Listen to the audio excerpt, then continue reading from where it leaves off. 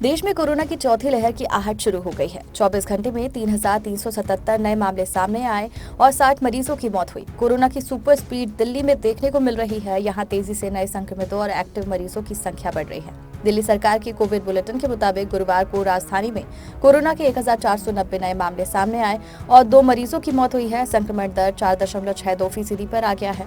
हालांकि संक्रमण बढ़ने के बावजूद दिल्ली के स्वास्थ्य मंत्री सत्येंद्र जैन का कहना है कि घबराने की बात नहीं है। सत्येंद्र जैन ने कहा कि भले ही कोरोना के मामले बढ़ रहे हैं, लेकिन स्थिति अभी गंभीर नहीं हुई है, क्योंकि लोगों में गंभीर बीमारी नहीं हो रही और अस्पतालों में भर्ती होने वाली मरीजों की संख्या भी कम है।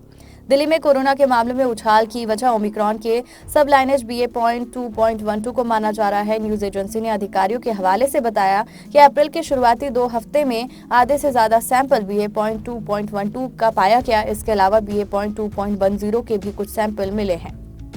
5 कारण जो बताते हैं दिल्ली में कोरोना की सुपर स्पीड। पहला, 7 दिन से 1000 से ज्यादा मामले। दिल्ली में बीते 7 दिन से हर रोज 1000 से ज्यादा नए मामले सामने आ रहे हैं। गुरुवार को 1490 मामले सामने आए। 27 अप्रैल को 1367, 26 अप्रैल को 1204, 25 अप्रैल को 1011, 24 अप्रैल को 1083, 23 अप्रैल को 1094 और 22 अप्रैल को 1042 नए मामले सामने आए थे। दूसरा, 15 दिन में संक्रमण दर दोगुनी।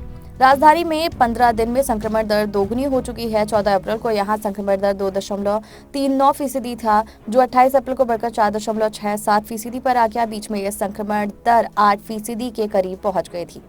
तीसरा, 2.5 हफ्ते में एक्टिव केस 9 गुना बढ़े। दिल्ली में एक्टिव केस भी तेजी से बढ़ रहे हैं। 11 अप्रैल को राजधानी में एक्टिव मरीजों की संख्या 601 थी।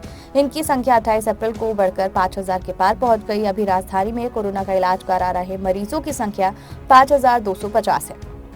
चौथा, अस्पताल में मरीज बढ़ रहे। दिल्ली के अस्पतालों में अभी 151 मरीज भर्ती हैं। इनमें से 124 कोरोना मरीज हैं, जबकि 27 कोरोना संदिग्ध हैं। दिल्ली के अस्पतालों में कोरोना मरीजों के 9,369 बेड हैं, जिनमें से अभी 9,228 खाली है। हालांकि 15 दिन पहले तक यानी 14 अप्रैल को अस्पतालों में 48 मरीज थे। पांचवा, मौतें भी दोगुनी हुई। राजधानी में 1 से लेकर 14 अप्रैल तक 6 कोरोना मरीजों की मौत हुई। वहीं 15 से 28 अप्रैल के बीच 14 मरीजों की मौत हुई, यानी 2 हफ्तों में कोरोना से होने वाली मौतों की संख्या दोगुनी हो गई। 9 दिन में हर रोज कम से कम 1 मरीज की मौत हो रही है। क्या दिल्ली में लगेगा लॉकडाउन? दिल्ली में कोरोना संक्रमण की दर लगातार बढ़ रही है। इस बीच में ये 8% के करीब पहुंच गए और अभी भी कुछ दिन से ये 4.5% के ऊपर बनी हुई है। विश्व स्वास्थ्य संगठन के मुताबिक 5% के ऊपर की संक्रमण दर चिंताजनक होती है।